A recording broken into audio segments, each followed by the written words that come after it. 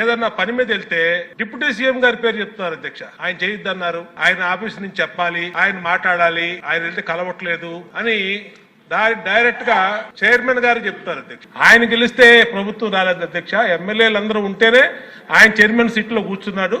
కాబట్టి దయచేసి ఆయనకు కూడా విజ్ఞప్తి చేసేది ఏంటంటే పెద్ద పెద్ద చేపల్ని పట్టుకోండి, మీరు యాక్షన్ తీసుకోండి. అయోధ్య రామరెడ్డి రామ్కి వాళ్ళని ఎందుకు వదిలేశారు? మీరు ఎందుకు వదిలేశారు చెప్పండి. ఈ సభలో ఇక్కడే ఉన్నారు ఆయన. ఆయన సరిదిద్దుకోవాలో ఏంటో నాకు తెలియదు, కానీ ఒక మాట అయితే చెప్పదలుచుకున్నాను. ఇది అందుబాటులో ఉండరు, ఇవన్నీ తప్పు. రాగానే మనకి చైర్మన్ గారికి కూడా చెప్పాను, first pollution control board open చేయమని. అదొక వాస్తవం ఏంటంటే పొల్యూషన్ కంట్రోల్ బోర్డు సామాన్య మనిషికి సంబంధించి ఓన్లీ ఇండస్ట్రియల్ కనెక్టెడ్ అనుకుంటారు. ఇది ఫస్ట్ టైం కృష్ణయ్య గారు వచ్చాక వారికి తెలియజేసిన హీ హ్యాస్ ఓపెన్ ఇట్. ఎవరైనా సరే ఎనీ ఆఫీస్కి వెళ్ళిపోయి మీరు పొల్యూషన్ కంట్రోల్ బోర్డు ఆఫీస్కి వెళ్తే మీకు అది ఓపెన్గా ఉంటుంది. దానికి నేను బాధ్యత తీసుకున్న తర్వాత మొట్టమొదటి చేసిన అధ్యక్షుడు. కాబట్టి దీని మీద అవగాహన కల్పించాలి. అసలు వెళ్తే కొంత సమాధానం, ఎందుకంటే first of all there is extensive employment shortage ఉంది, దానికి అదొక మేజర్ సమస్య. అలాగే వారు లేవనెత్తింది ఇంకొకటి రామ్కి సంస్థ మీద, వారికి షోకాస్ నోటీస్ ఇష్యూ చేయడం జరిగింది, యాక్షన్ తీసుకోవడం జరిగింది.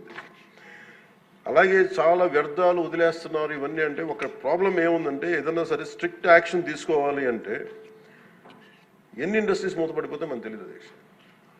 ఇప్పుడు మీకు ఇందాక నేను ఎందుకు ప్రస్తావించానంటే ఉదాహరణకి ఫ్లెక్సీస్.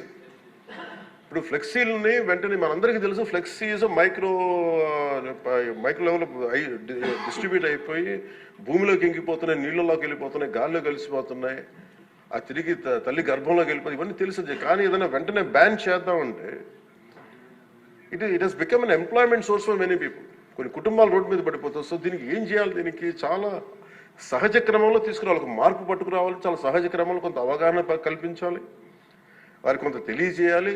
సడన్గా మెషిన్ పెట్టాల్సిన ప్లాస్టిక్ పెట్టే చోట బయోడిగ్రేడబుల్ మెటీరియల్ పెట్టాలంటే దానికి ఆ పర్టికులర్ ప్రింటింగ్ మెషిన్ ఎంతవరకు యాక్సెప్ట్ చేస్తే కలర్స్ అంత సాచురేషన్ ఉంటుందా లేదా, ఇవన్నీ కూడా ఆలోచించాలి అధ్యక్ష. నా ఉద్దేశం ఏంటంటే ఒక ప్లాస్టిక్ చిన్నపాటి ఫ్లెక్సీకే మనం ఇంత ఆలోచిస్తున్నప్పుడు can you imagine the magnanimity to apply the real true pollution norms to every industry?